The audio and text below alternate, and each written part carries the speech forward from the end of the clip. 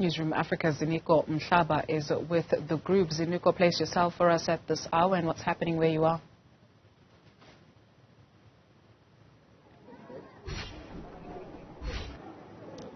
Good afternoon to Duzeli. We are still at the shelter we arrived at an hour ago, where the Speaker, together with some members of the executive alongside faith-based leaders, were coming here to drop off some of the victims who were identified and found at the scene earlier on in the day. So it's been a very long day for the officials, I can tell you, starting with that morning prayer, that engagements with members of the public, especially the victims of that fire. Let's get a sense of what is going to be done now after observing all that you observed, Speaker. Colleen Makhubele, Speaker of the City of Johannesburg Council. Talk to us about what are you going to do now as the leaders of the City of Johannesburg after seeing all that you saw, victims not wanting to come through here, but also responding to some of the allegations made by those victims who don't want to come here.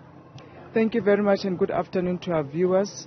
I think the first thing that we did was to establish the validity and the truthfulness of those allegations. We do understand that most of them were false.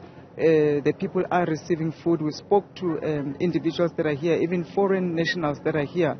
They are receiving food. They are not complaining about the shelter, blankets they have. They've got everything that they need. What is key for them is when do they go out and start a life? And number two, when do they bury their loved ones? And some of them are struggling to reach the mortuaries to understand if their loved ones are there. They've taken DNAs. They don't have answers. And the third thing they're worried about is their belongings for those areas of the buildings that didn't burn. So what are we going to do henceforth? I came here, we spoke with Action for Transformation and many other organizations that are here and supported by Red Cross, under UNICEF, and I'm excited to say that they are finalizing the packages, financial packages, that will be given to some of the survivors that are here, that are well and able to go out and work or restart their own businesses. Some of them were street vendors, they were selling stuff. They just want that assistance to go and rebuild their lives.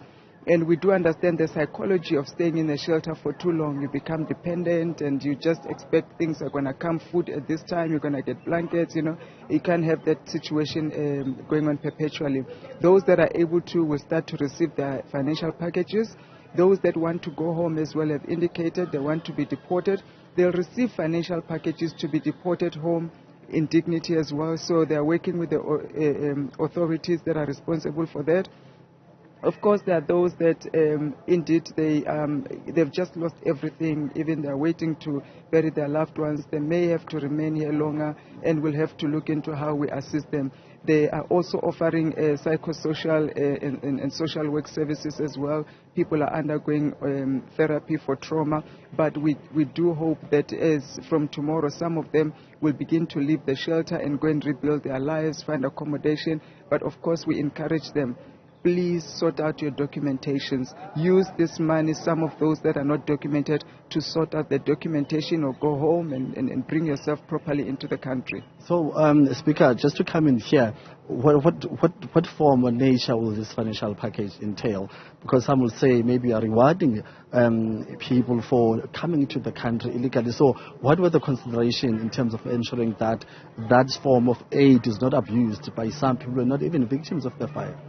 Look, number one, this is not the first time the fund is done. It's not by the city or the government. This is a private sector. This is UNICEF, UN, doing this with Red Cross and other organizations like,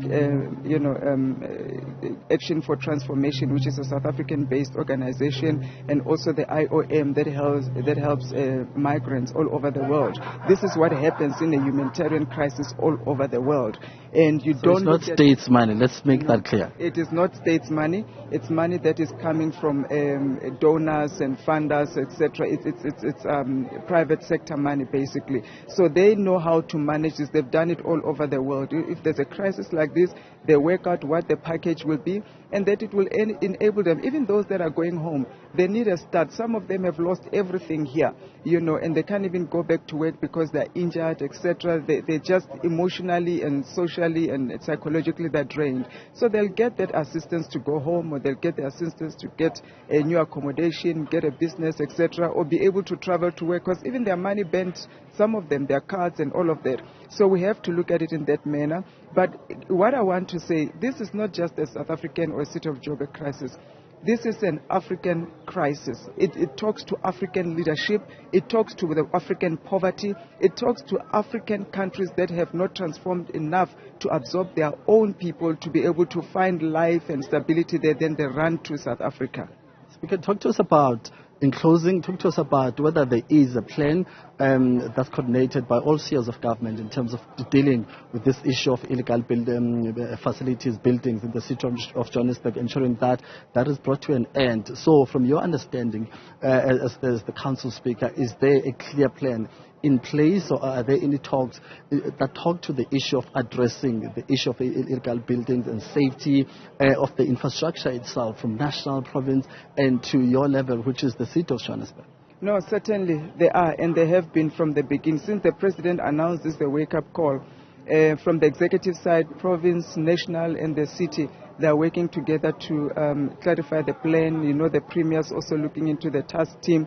From legislature as well, I have reached out to the Speaker of National Assembly, the Speaker of Province, Chairperson of NCOP, Mr. Masondo, and we are coming together to look at a joint oversight on this thing. How do we really put together a team and a committee that will look at this illegal hijack bill, not just in Joburg. By the way, it's all over most of the mega cities or the metros around the country. So it's going to be a joint committee, at least for the city of Joburg and some parts of Gauteng, and we're going to come up with a plan of what are the resources that are required really, because even if we go to hijack buildings now and find them in the, the issues, we can't evict them. We have to find a way. Where are we going to accommodate them? How are we going to feed them? For how long? What kind of assistance do we? So that needs resources, and national and province must come to the party to assist us with that, so that we then deal with those buildings. Believe me, there's a lot of work now that has happened. Well, we might be criticized. Wake-up call came late. It's after the fact. It's okay. But for now, we are doing it, and we are putting a lot of effort into it, from both legislation and oversight to the city, all the way from the presidency to the mayor, from the Speaker of National Assembly to the Speaker of the City of Joburg. Thank you, Mr. Speaker, for your time. Thank you so much.